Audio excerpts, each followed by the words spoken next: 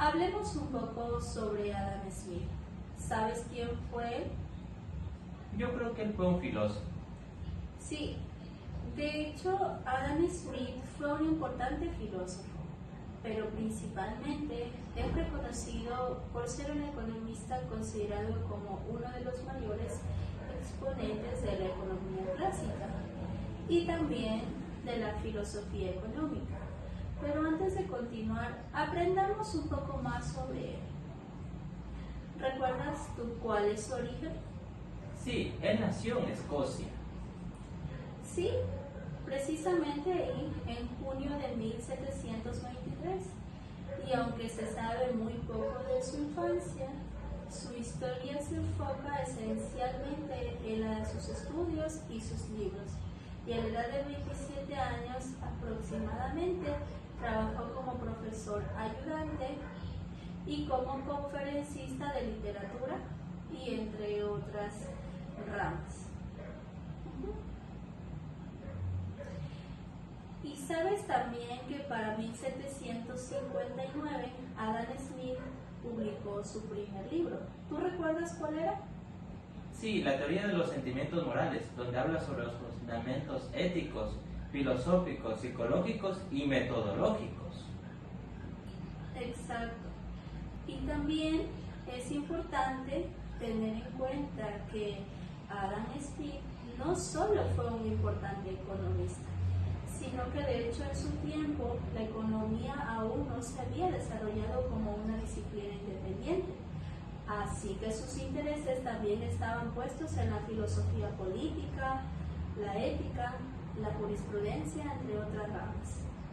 Por ejemplo, fíjate que entre sus obras tenemos la teoría de los sentimientos morales, que ya la mencionamos antes por ser su primera obra publicada, y su obra más popular, La riqueza de las naciones, que fue publicada en 1776, por la que le consideraron el padre de la economía política, donde también refuerza su metáfora de la mano invisible, en la que también conocidos economistas como David Ricardo, Milton Friedman y Kumar Sen dieron sus propias interpretaciones.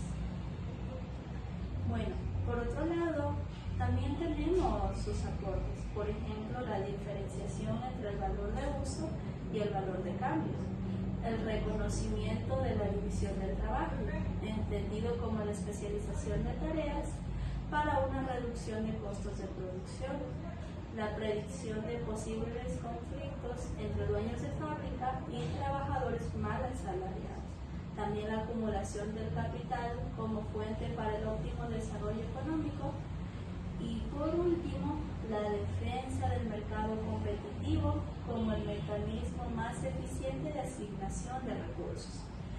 Pero, ¿qué te parece a ti todos estos aportes tan importantes de Adam Smith a la economía? Me parece muy interesante, pero además he leído que su obra fundamental, La riqueza de las naciones, ha sido el centro de la economía política para que pueda ser elevada a una ciencia.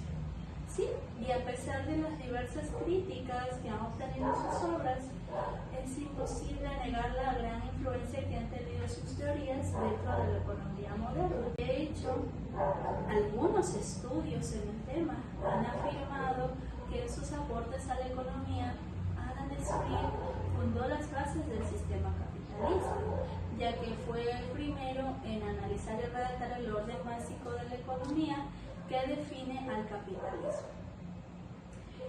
Bueno, finalmente, no todo ha sido siempre positivo para los aportes de Adam Smith, ya que sí ha habido algunas controversias, como las de David Ricardo, por ejemplo, donde él cuestiona a Adam Smith cuando propone la división del trabajo como una posibilidad para aumentar la productividad sobre un bien. ¿Por qué?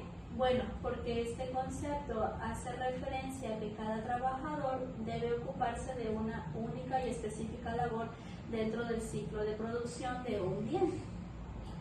Y también en cuanto a la relación que éste hace entre los salarios, la renta y las ganancias. Bueno, mientras Adam Smith ha afirmado que el empresario es quien controla y quien encabeza esta relación, David Ricardo, por su parte, argumenta que no es el empresario quien controla y dicta esta relación, ya que éste tan solo hace parte de esta relación y que la relación está dada por la especulación del mercado. Entonces, a pesar de todos sus comentarios, ¿Adam Smith siguió manteniendo su postura? Es una excelente pregunta. Se puede decir que Adam Smith conocía todos los riesgos que conllevaba su ecuación económica. Sin embargo, Adam Smith estaba convencido de que un hombre que pasa toda su vida para realizar unos cuantos trabajos sencillos, cuyos efectos serían siempre los mismos, no tendría tiempo para desarrollar su inteligencia, ni para poner en práctica su imaginación. Y esto le traería graves consecuencias negativas como perder el hábito de ejercer sus facultades. Es por eso que él dijo que el Estado debería impulsar e incluso imponer la educación pública de la clase trabajadora. De hecho, y por último, Adam Smith criticó la vida miserable que llevaron muchos de sus compatriotas. Incluso dijo esta frase: ninguna sociedad puede ser próspera ni feliz si la mayor parte de sus miembros son pobres y miserables. Pero bueno, ¿qué te parece si ahora cambiamos de tema y seguimos hablando